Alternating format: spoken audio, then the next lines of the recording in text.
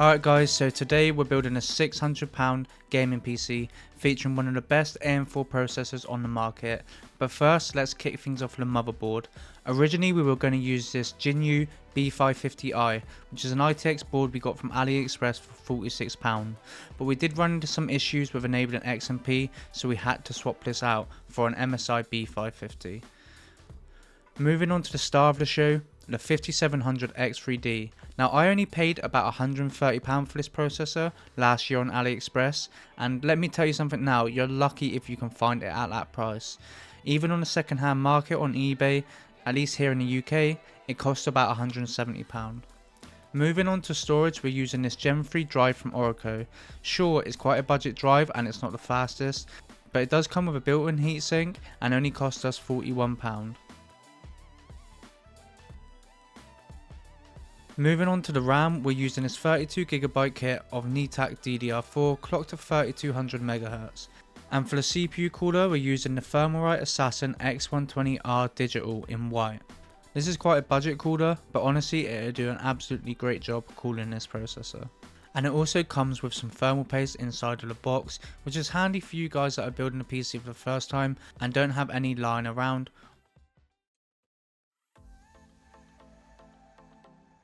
So as you know, we'll be swapping it onto an MSI board, but in this footage you'll be watching us putting it onto the Jinyu board, as I didn't record us swapping it all over.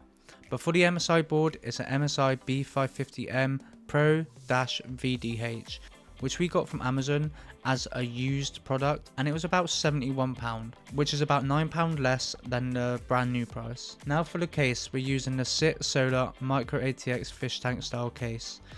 This is quite a nice aesthetic case, but the only downside is the fans that are pre-installed, which are ARGB, are all set to exhaust. And I did flip the fans originally, but you can't see any of the RGB, so I actually swapped them all back to exhaust. If you're building a PC, I recommend that you put the two side fans as intake and have the rear fan as exhaust. This will be optimal airflow for your PC, and like I said, it's something I would normally do, but we are on a £600 budget, so I decided not to add any additional fans.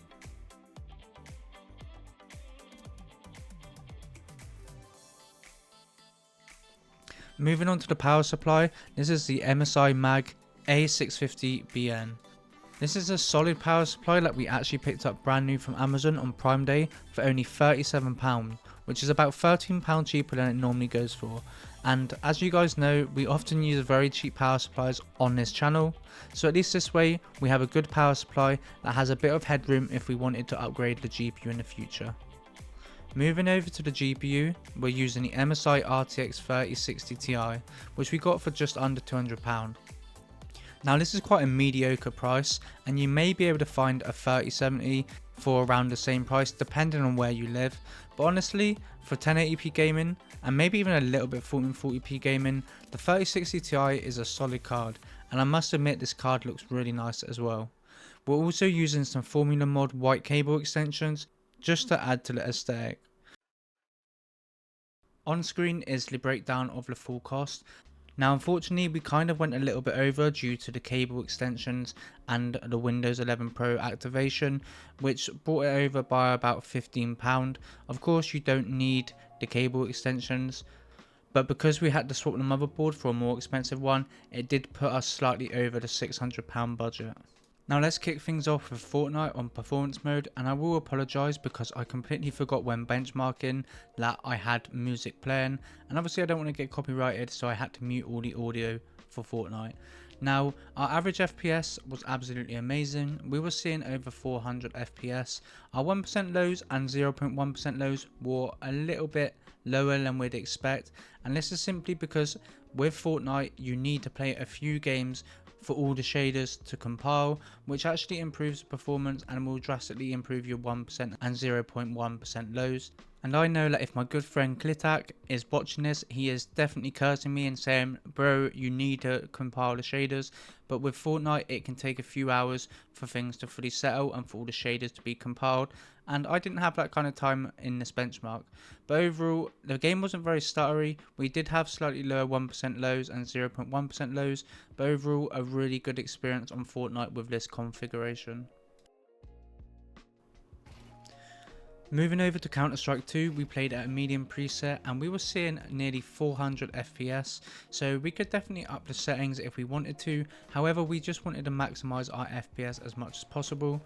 Our 1% lows and 0.1% lows weren't the best once again, but this was our first game on. But overall, Counter-Strike is a breeze for this PC. Moving on to GTA 5 Enhanced. We played on a very high RT preset and we did actually enable DLSS on quality, and the reason for this was there was this weird bug where all the textures were really blurry when we wasn't playing with any sort of upscaling, and looking on the internet it seems that people have had this issue with the enhanced edition. As soon as I actually enabled DLSS, the game actually looked better, which technically isn't how it's meant to work. But either way, we were seeing a very high FPS of around 130, with our 1% lows and 0.1% lows being pretty high as well. So this was a very smooth and enjoyable experience playing GTA 5 on this PC. Now for Black Ops 6, we played at 1080p on the balance preset with no upscaling, and these were perfect settings to achieve a high FPS because we averaged around 142 FPS running around in this small map. Our 1% lows were actually quite good, but the 0.1% lows were questionable. I wonder if at some point in the footage we did get a stutter which just destroyed the 0.1% lows, or maybe once again, because it's our first game, we need to play a couple games until the game kind of smooths out and our FPS numbers stabilize.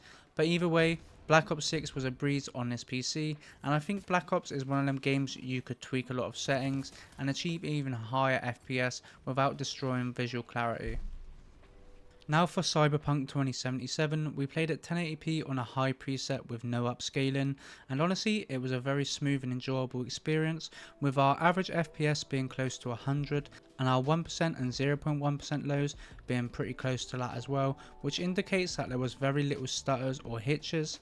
Now I don't really play Cyberpunk or have never played it, but I do know that it can be quite demanding on your PC, so that's kind of why I included it in the benchmarks.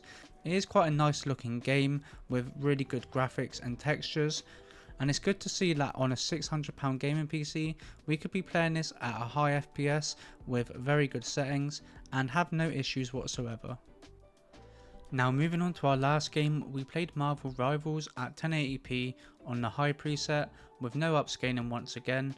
Upscaling is something you definitely can do with a lot of these games and it will boost your FPS quite drastically, but I decided to keep it simple and just play at native resolution.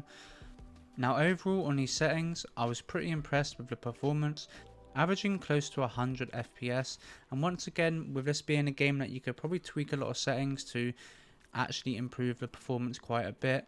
Our 1% lows and 0.1% lows were kind of average, being around half our average FPS. But Marvel Rivals can be a fairly demanding game and it's quite a popular game too, so it's good to see that it can run perfectly fine on this PC. But overall, I'm pretty impressed with this PC and how it turned out. Let me know in the comments what you think of this PC. And honestly, I think the star of the show is definitely the 5700 X3D, which we got for a very good price. And like I said before, you're very lucky if you can find it anywhere close to £130 now.